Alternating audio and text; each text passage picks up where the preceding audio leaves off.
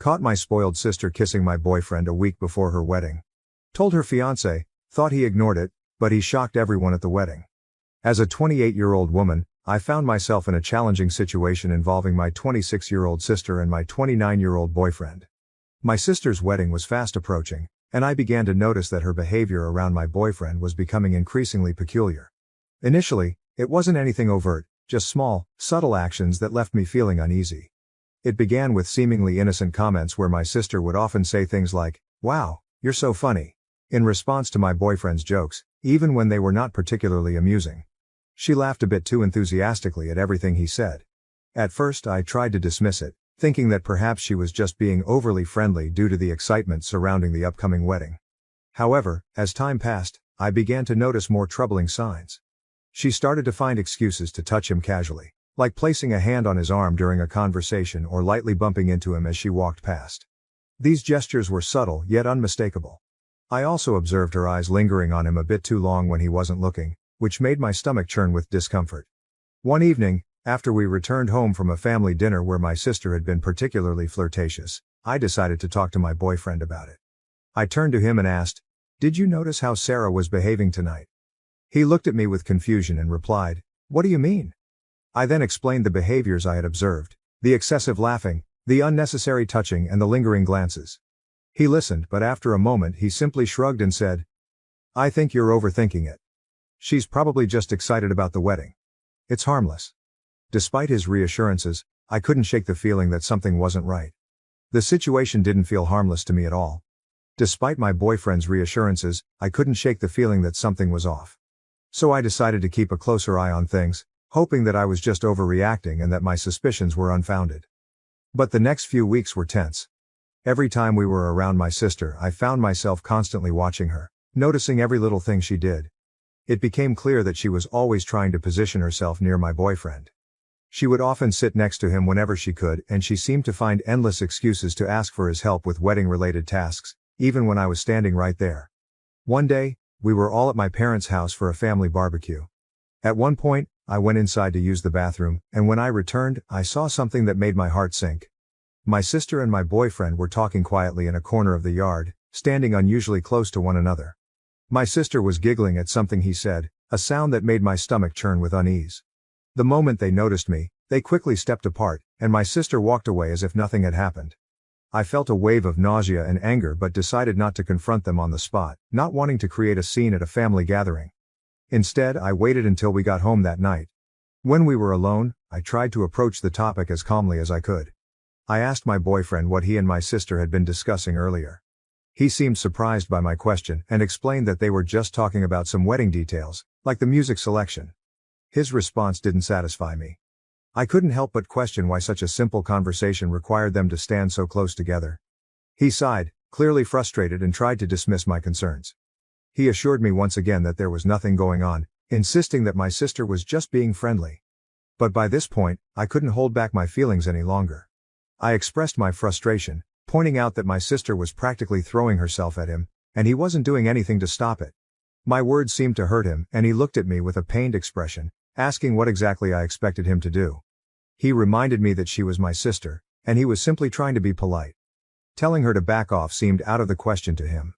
I told him that he could at least set some boundaries, making it clear that he wasn't interested in anything more than a friendly relationship. But he insisted that he wasn't interested in her at all, claiming there was nothing to clarify because I was seeing problems that didn't exist. Our conversation went in circles, with neither of us willing to see the other's point of view, leaving us both frustrated and unsure of what to do next. After arguing for a while without any resolution, it became clear that our conversation was going nowhere. My boyfriend kept insisting that I was just imagining things, and no matter how hard I tried, I couldn't get him to see what was so painfully obvious to me. In the end, we both went to bed feeling angry and frustrated with the issue still unresolved. The following day, I realized that I needed to confront my sister directly. It was clear that avoiding the issue was only making things worse. So I decided to call her and ask if we could meet up for coffee. She readily agreed, her voice cheerful and seemingly unaware of my growing concerns. We arranged to meet at a small cafe near her apartment. When we met, I was nervous, my hands trembling slightly as I stirred my coffee. My sister, on the other hand, was in high spirits, chatting enthusiastically about her wedding plans. She seemed completely oblivious to my discomfort, which only made the situation more difficult for me. After a few minutes of listening to her talk, I realized I couldn't hold it in any longer. I interrupted her mid-sentence, my voice betraying the seriousness of what I was about to say. I told her that we needed to discuss something important. My sister, caught off guard by the sudden shift in tone, looked at me with surprise and asked what was wrong. Taking a deep breath to steady myself, I began to explain. I told her that I had noticed how she had been behaving around Tom, my boyfriend, and that it was making me uncomfortable. I mentioned the flirting, the casual touches, and the lingering looks, things that had been bothering me for some time. I emphasized that her behavior needed to stop. As I spoke, I watched her face transform through a range of emotions. At first, there was surprise, then confusion, and finally, anger. She demanded to know what I was talking about, vehemently denying that she had been flirting with Tom at all. I refused to back down, insisting that she had been doing exactly that, whether she realized it or not. I explained that her actions were not only inappropriate but were also causing me a great deal of distress. She responded with a laugh, though it was far from a genuine one. She told me I was being ridiculous, dismissing my concerns by saying that Tom was practically family and that she was just being friendly. However, her words did little to ease the tension between us, and I could tell that this conversation had struck a nerve. As I sat there, it became clear that this was not going to be an easy issue to resolve, and the rift between us was likely only going to deepen. I couldn't hold back any longer and expressed my frustrations, pointing out that it was more than just friendliness. I explained that she was constantly finding excuses to be near my boyfriend, to touch him, and to laugh at all his jokes, even the ones that weren't particularly funny. To me, it was clear what she was doing, and it was making me increasingly uncomfortable. As I spoke, I could see her face turn red with anger and disbelief. She was clearly shocked by my accusations, especially since they came so close to her wedding. She responded with a sharp retort, questioning my confidence and suggesting that I must be deeply insecure to accuse her of such behavior. Her words stung, but I knew I had to stand my ground. I tried to explain that my concerns weren't about insecurity, but rather about respect. I told her she was crossing a line that shouldn't be crossed, and that her behavior needed to stop immediately. Suddenly, she stood up, her chair scraping loudly against the floor, signaling the end of our conversation. She declared that she wasn't going to sit there and listen to what she considered paranoid and ridiculous accusations. She made it clear that if I couldn't trust my own sister, then that was my problem, not hers. With that, she stormed out of the cafe, leaving me alone with a swirl of emotions. I felt awful and began to question myself. Had I overreacted? Was I really just being paranoid? When I returned home, my boyfriend immediately noticed that something was wrong. He asked me what had happened and I recounted the conversation I had just had with my sister. As I shared the details, I could see the concern growing on his face. When I finished, he let out a heavy sigh and told me that he thought I had made a big mistake. He was worried that Sarah would be deeply hurt, especially with her wedding just around the corner. Feeling defensive, I asked him if he was taking her side. He quickly reassured me that he wasn't taking sides, but he expressed his doubts that Sarah had been flirting with him. Even if she had been, which he found unlikely, he believed that confronting her in such a direct way was not the best approach to handling the situation. His words left me feeling even more conflicted, unsure of whether I had done the right thing or not. As I felt tears welling up in my eyes, I couldn't help but ask, so what was I supposed to do? Just ignore it? The frustration and hurt were clear in my voice. Sensing my distress, my boyfriend walked over and gently wrapped his arms around me. He suggested that perhaps I could have handled things differently, that maybe I could have talked to him more about it first or approached Sarah in a way that was less confrontational. He expressed concern that now, with the way things had unfolded, Sarah was likely upset with both of us, and that this could cast a shadow over her upcoming wedding, making everything feel incredibly awkward. Feeling overwhelmed, I pulled away from his embrace and questioned him. So this is all my fault? I needed to understand if he truly believed that I was to blame for the situation. He sighed deeply, clearly struggling to find the right words, and explained that he didn't mean to place the blame solely on me. However, he did think that I might have overreacted, letting my emotions get the better of me. We continued to argue for a while, but it became evident that we were not going to reach a resolution. There was a clear disconnect in our perspectives, and neither of us seemed willing to fully understand the other's point of view. Eventually, he decided to go to bed, leaving me alone with my swirling thoughts and doubts. The days that followed were filled with tension. My sister had stopped speaking to me entirely, creating a painful distance between us. My parents, having noticed Sarah's distress, called me, wanting to know why she was so upset.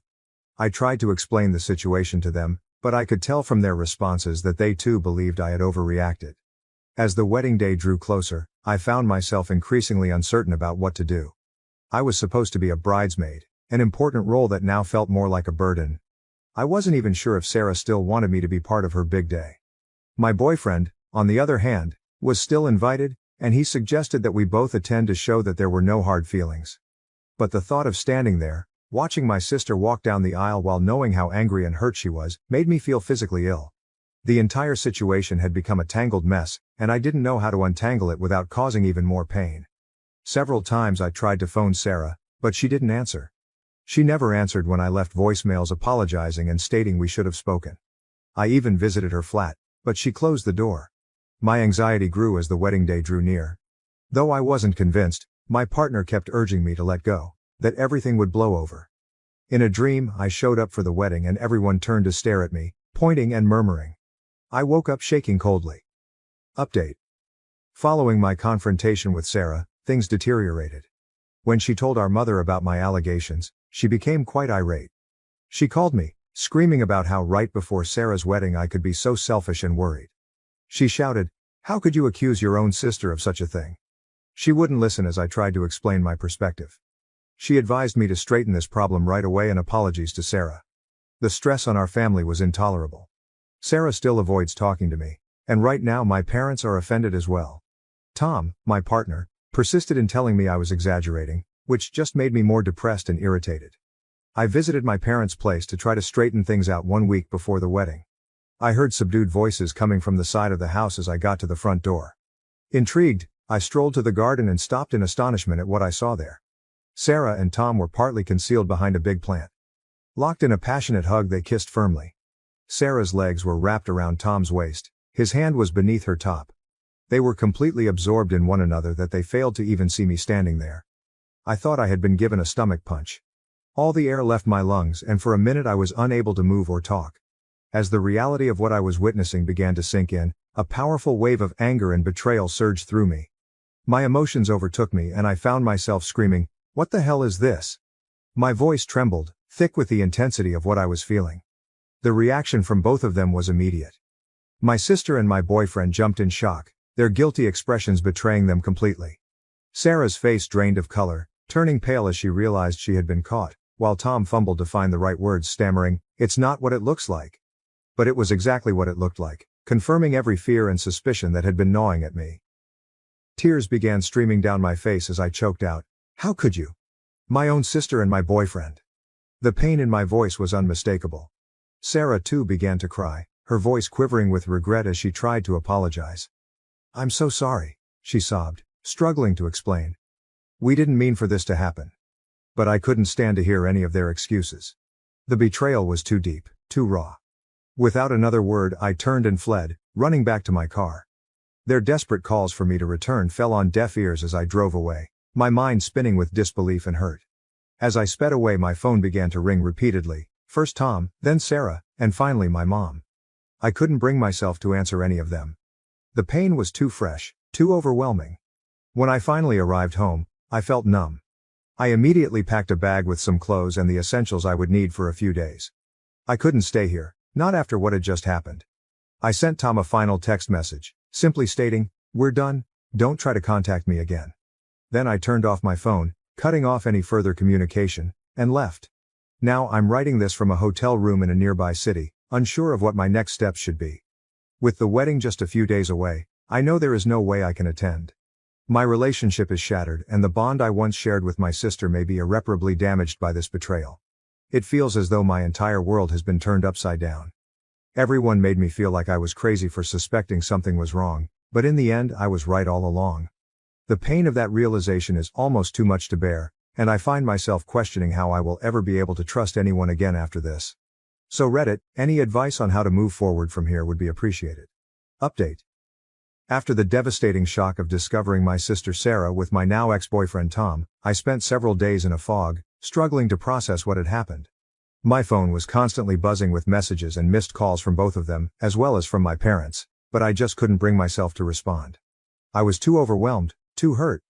Eventually though, I came to see that Mark, Sarah's fiancé, was one person who definitely needed to know the truth.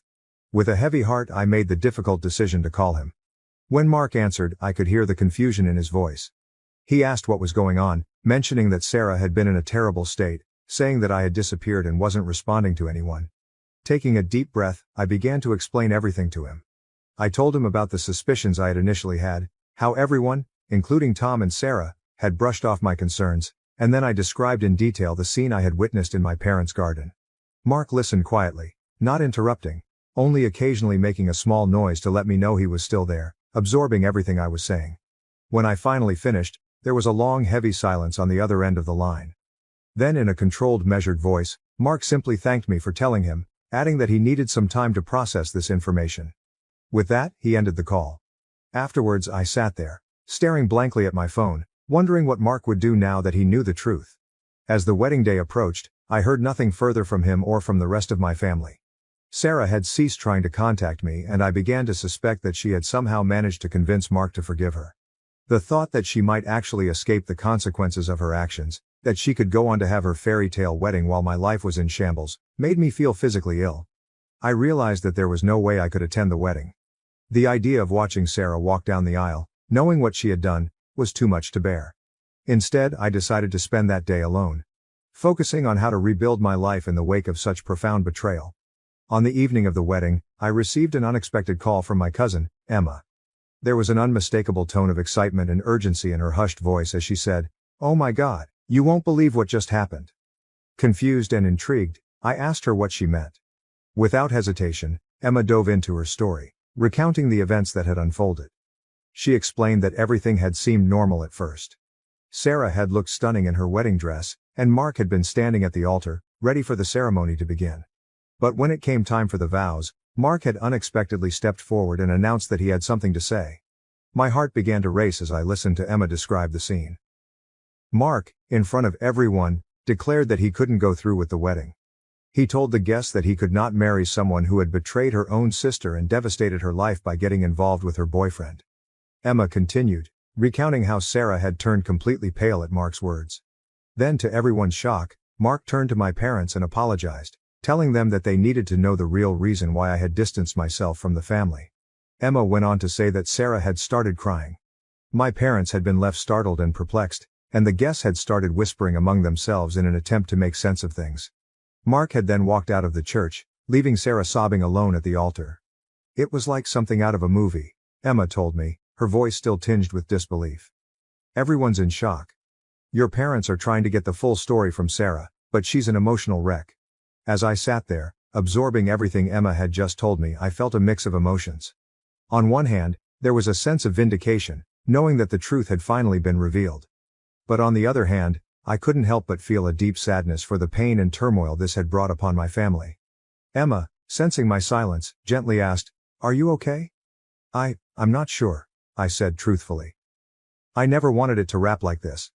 After a little more conversation with Emma, I hung up and sat silently attempting to sort things. Though at what cost, the truth was out. My friendship with Sarah broke, my relationship with Tom ended, and now my whole family was in crisis. I came to see that although the truth was now clear-cut, it did not instantly correct everything. Healing and regaining trust still lay a long road ahead. But I felt a little relief for the first time since this entire ordeal started. At least now, I could begin to advance free from the weight of silent facts dragging me back. Regarding what next, I'm not sure. Though I know I will eventually have to face my family, right now I am living one day at a time. If nothing else, this encounter has shown me the value of following my gut feeling and defending myself even in front of people who question me. To all who helped me through my journey, thank you. Your words of encouragement have more value than you could possibly know. And to others in the same circumstances, keep in mind. Rely on your gut feeling and resist being gaslighted into disbelieving your own impressions by anyone. Thank you for watching. If you haven't subscribed yet, please do so and hit the notification bell to stay updated with more shocking real-life stories happening around you.